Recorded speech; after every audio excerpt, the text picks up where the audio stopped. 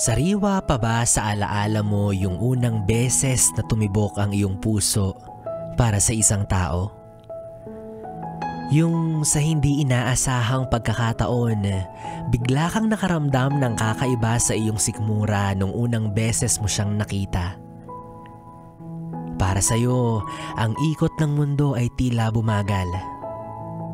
Kasalungat ng pagbilis ng tibok ng puso mo na para bang hudyat ng pagmamahal. Maraming tao sa paligid, ngunit ang baling ng iyong mga matay sa kanya lang nakamasid.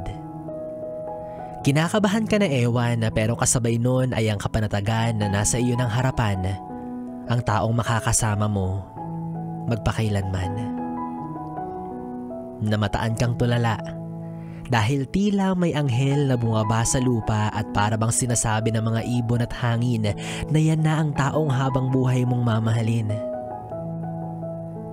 Batid mo sa iyong sarili na siya ang unang nilalang na nagparamdam sa iyo na totoo pala ang pagmamahal. Hindi ito gawa-gawa, hindi rin himala.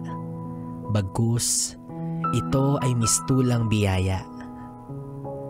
Sino ba naman ang makakalimot sa unang beses na nahawakan ng ating mga kamay?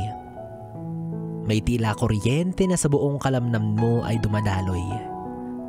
At patagal ng patagal, mas nais mo pa tong palalimin at ipagpatuloy. Kasabay rin ng unang halik na talaga namang nakakasabik at sa alaala mo'y hindi kukupas at lagi mong binabalik.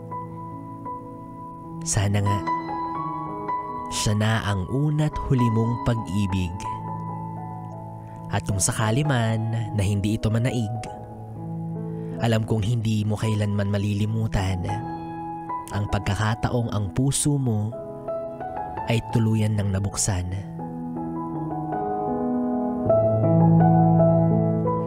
Yes friend, kapiling mo pa rin ako, DJ B-Boy Bibo, para sa ating tuloy-tuloy na BB Time hanggang mamayang alas 12 dito pa rin sa 101.1 Yes FM Solid. 101.1 Yes FM.